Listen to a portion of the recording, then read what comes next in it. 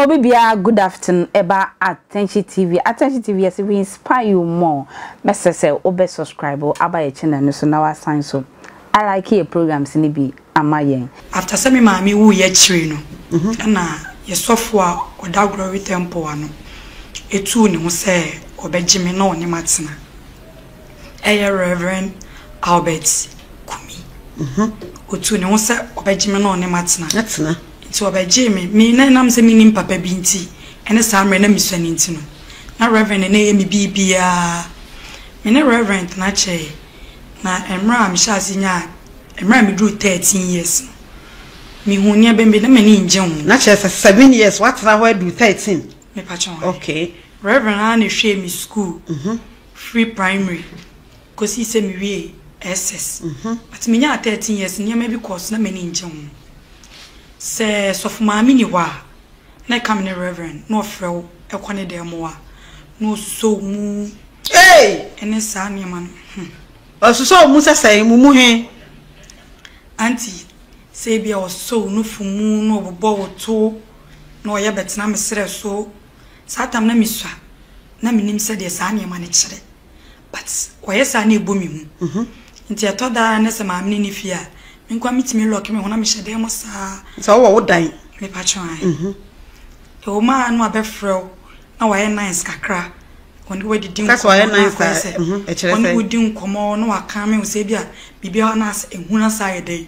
afri mi mu no chicheche wade ana chiche usika ne ade bia na me no to ade ebrem paboa me ya 13 years na me use phone wane to ma Reverend Albert Kumi me patron no to phone ma wo me ya 13 years na me use phone na oni ma bia no manyini sewa na wo te sewa 13 sa ne bia 8 bia bisa wo me patron Reverend Baketo akra chen me. Baketo a chen. E pa chen. Si ni baketo na o chen no wadi mfie be say. Reverend Baketo chen mo be 28 29. Oh, ni asa panyini. Me pa chen. Ante kura, say ene nam baby kura. Pa chen. Yo. Na e ko so che, e na ne yere nso nyi obi o she dat na fi. Enam e kwa so ko oton. Ko fa nam no abeton so she da nyi obi o tena fi. Na me ne Reverend wo fi asa na me ye ko so nyina na hami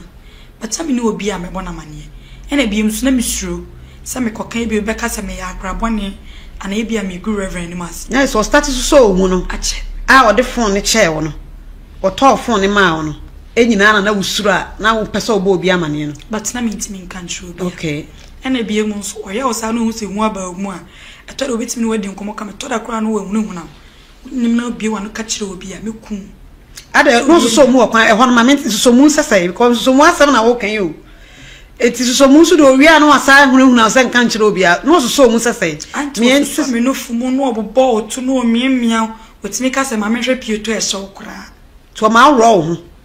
anti anu de ma anya bi de oyesa na me de hu mitimi dwane oh okay sisa no nko na mo wo fie na wo dan udwane ana dwane ana utumi escape kodru he mi kora me de ma no ma lock pono okay obetimi aboma bi wo ha mi mbie ego ana wa ye mini udi agro na usuru me nya wo hwe me ba no ase me like me nya rehye mu se bibia ntimi nya me wo so no fo ball to no se ya agro ma me hwe pante so no nyina wo se wo no udi agro na me pie sa ta na mo 13 na me ni hye dem fi yo enti mi be wura me 14 mo no takwa na jona me da ho no na mama part yeso fu ma me no nyi fi no kokwa so me da wa na jona ma ntumi punu ba so for Albert Kumi ne yire de mama part pa so ntu da ho na jo 1 2 prum yenti o ma ntumi pum na me da dem de me hu ya ne se papa bo awrade mo prekope me yam hye me ano no me ti mani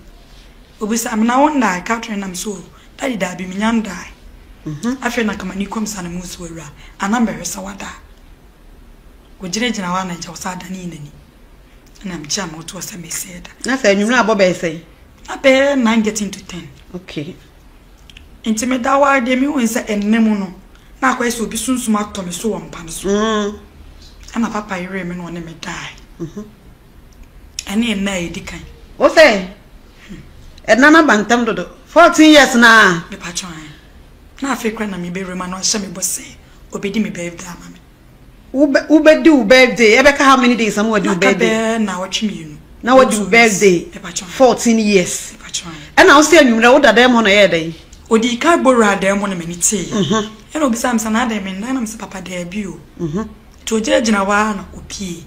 e na am se na ne wom kakra nti opie ancha na mani side etse kum ya na me da okay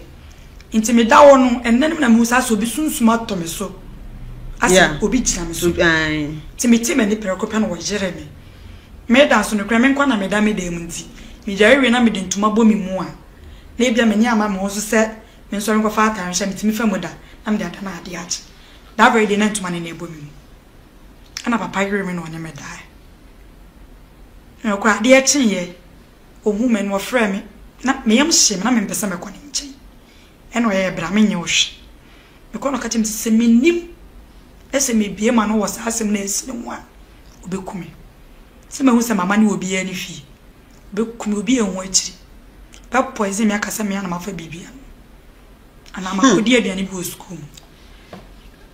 nti le pesa wo flow kosi ansa na mabeba busa me question mama school na me wa ba ba ko pa na me na ma wo ye me yonko free ana misusu wo kire free se free ni ma bi ha me na mi ntimi nka sasa na wo school na wo class A na ko JHS2 okay na me to a free anim a free ni ma bi ha me na mi ntimi nka na o se den how onso nko ne yonko a na wotimi ba fio fio no obi ama ono nko ne akra meka so no kwa asoro ni bia na wotimi ba fio ba hwehwe ti me di to a free anim a free ho na papa why was so we bia o papa no ntimi nya wo sana me se free ta da woni me dai me ko school mo na ya me se me nkan kire no but me say stretch because time osusu mu ni ade me ko kan wo se na me nka se obi ti kra e free ni de no o chen me kakra na ne mana ana no mu wo fie no na unye obi anye free na otimi ni obi adi nkomo ana ne mano mu nte ne nchen mano no obi anhye dante ne nchen ko schools ni ka chire na ne wo fie o okay ana okọ university na wa no omba fie okay yeah okọ akrant no omba fie hono no okọ school tina akoye me papa ana ne yere ne ne wo fie ti me ni akra na me so mu wo fie no nti ada me ko school sa si na de chia me ko school ama ya basa se free bisa me a me ntimi anka nchire ti be any week a me si me bosa me ka me kwa me boy free ama wa me school I just akra na ma me in a free school mo or me relocate to different place nti asam na twentwen me boa ma me di wie school mo wono okoso na me da yo nti emo na free year fro na kwa me nko a na me nyo bia nso me sani na di nkomo bi etokoso a wo ma anajo no abere no na wada etada esisa na bia 3 days anana de chinya no bense kwade ntare mpaboa bi ebu anu ehunu na obi wa no ka kire obi a me de arebe tools me mu etwa wani pam meku na ayam hihye because that time na me sua enti me wie school a me nya school a me be kwa SS no me nya aboda papa ampana manya boda no ye me dey ampana man kwa boda o ma me ye dey yo tina me ko be fi o kan se o ka kire na yere se me kwa onya wono ne kokwan so onya obi ama ne susu ni mu nti nka me ye dey beboa na me ko ba no ma be no adi susu ni mu so ampa ba no kra na ewom sana papa na me da sa susu ni mu no so boa sa susu no ho ma no anti etoda wugina kitchen kra wo ye aduane no ho bitimi be susu mu o pesa wo na oda minka ngu papa ni mas kra anu access kra no pesa oni me ye bi sa me kas o pesa o fametu ana no wachi no me pa chon yo o de to aso akoso ache asese anti manyini minka se mema pa makwan mo dos onyina wodi mfie sei anti mo 24 me ko 25 years 25 years na say waso ware yakura brusu me pa chon yo edi kan boga bi bai no stin ani jime obi na chichi ne bai asori de mo no oba ada kro be hu me no stin ani jime obe ware no credit na ekoso ntina ma me hu sa me fa ne ko kira me papa reverend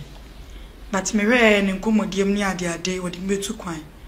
ana me so na me pese me ye nurse nti after SS no me bo papa bo no na akwese onye na adwen so peso to ami school ni so nti enwie bebrebe ni nyina oda ne second wife ni nyina ento aso nti beba ne be mo ye na adwen sese me ti ase ma ne ware mo ya odi me be ko UK na kama kɔto mi school so ho no e ma manage me hu say finally adwuma me pese me be in life meet me abeye na me dey to papa ani adam ko kan asem when that very day ja to fio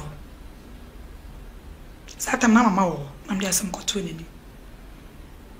me perma no ne mama te dem ho am calling am frɛ ko e papa oba say ni say you na obi di aware asem no bisa mi di pakro na me cheche cheche papa me pen mama say ade na wo mpen akra no osa na mama say akra ko 25 years so